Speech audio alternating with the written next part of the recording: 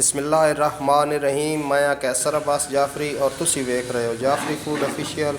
उम्मीद करदा कि रब करीम दे फजल दे नाल तुसी सारे खैरियत नाल होसो। मेरी तरफों तुसी सब वीवर्स नूं प्यार भरा अस्सलामु अलैकुम। अज मैं तुहाडे नाल दाल मसूर बनाने दा तरीका शेयर कर रहा। चलो जी बिस्मिल्लाह करदे हां। साडे कोल अद्धा किलो दाल मसूर है, इसनूं दाल मसरी भी आखदे। इसनूं असां अच्छी तरह साफ़ कर लिया। साफ़ करके इसनूं हुण 2-3 दफ़ा धो के इस दे विच पानी पा के कम अज़ कम अद्धा घंटा रख देसां। हुण है साडे कोल 2 प्याज ने, 4 एक असां मीडियम साइज़ दे टमाटर लै ने, 8-10 हरी मिर्चां ने, लहसुन अदरक है, धनिया, इन्हां दी हुण कटाई कर लैने। हुण जी असां एक पतीला लिया, इस दे अंदर तकरीबन 100 ml असीं आयल शामिल कर रहे हैं, प्याज शामिल कर रहे हैं। हुण है साडे कोल चंद खड़े मसाले ने, एक बादियान दा फुल है, 4 एक लौंग ने, एक वड्डी इलाची, दारचीनी के 2 टुकड़े ने, 2 छोटियां इलाचियां, ये शामिल कर दें इसके अंदर। इत्थे प्याज़ां नूं फुल फ्राई नहीं करना, ना ही इन्हां नूं सुनहरी माइल करना है, बस हल्का जिहा सेक लवाना है। टमाटर और हरी मिर्च कट्टी हुई है, ये भी शामिल कर रहे हैं।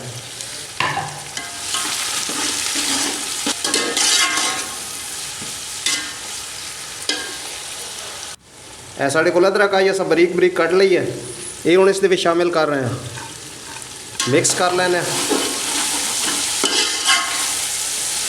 हुण इस दे अंदर 1 गिलास पानी है, ये शामिल कर देने।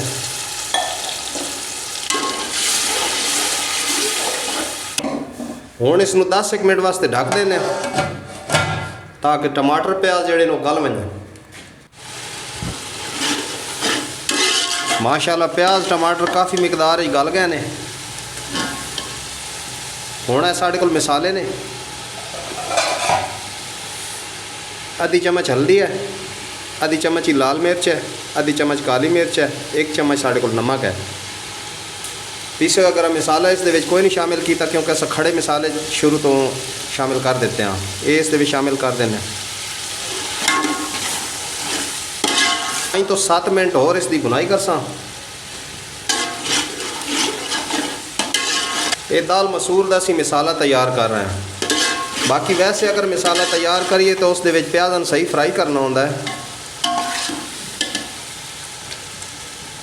तकरीबन सुनहरी कलर फ्राई करना होंदा है उन्होंने, लेकिन इस दे विच प्याज जिहड़े हैं वो सिर्फ सेक ही लवाना होंदा है थोड़ा जिहा।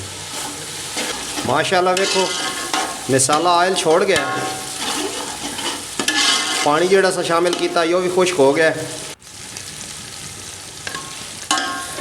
हुण है साढ़े कोल दाल जिहड़ी कम अज़ कम असां आधा घंटा पहले पानी भिगो के रखी आई, ये हुण विच शामिल कर रहे हैं। मिक्स कर लेने।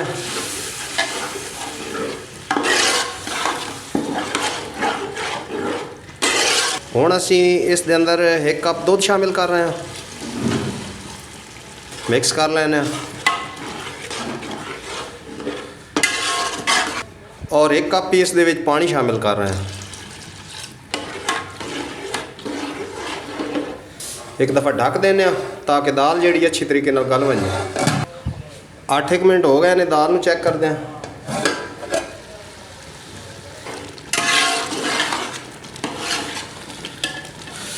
माशाअल्लाह वेखो दाल बिल्कुल हिकजान हो गई, मसाला भी इस दे विच कोई टमाटर नहीं नज़र आ रहा, कोई प्याज नहीं नज़र आ रहा, लेकिन मज़ीद थोड़ा इसनूं 2-1 मिनट होर असीं देने, उस तो बाद तुहानूं चेक कराने।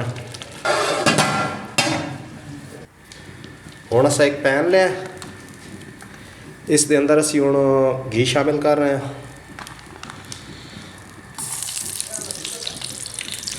आधा किलो दाल है, तकरीबन 1.5 पाव घी इस्तेमाल हो सी।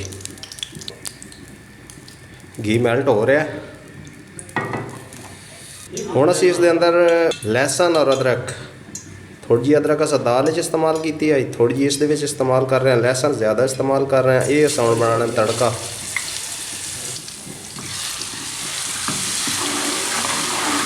लहसुन अदरक तकरीबन आधा फ्राई हो गया। हुण इस दे विच 4 बेर मिर्च ये शामिल कर रहे हैं, इसकी बड़ी अच्छी खुशबू आती है। माशाल्लाह दाल भी तैयार हो गई।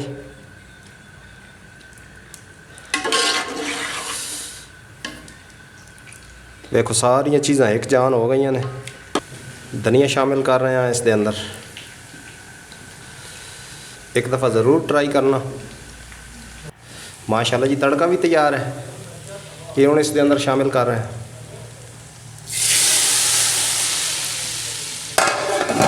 तो 10 30 ਨੂੰ ढक देना। 2 मिनट ਉਹਨੇ इसनूं ढक के रखसा जी। उस तो बाद प्लेट पा के तुहानूं चेक कराने।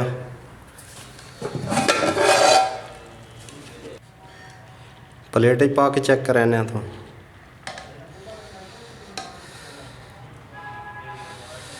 बिस्मिल्लाहिर्रहमानिर्रहीम। ए वेखो कितनी ज़बरदस्त दाल बन के तैयार हुई है। क्या बात है।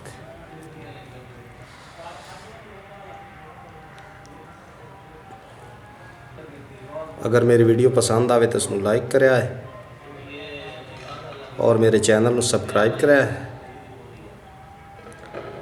आज वास्ते बस इतना है कि मिलते हैं किसी अगली वीडियो दे विच। अल्लाह हाफिज़।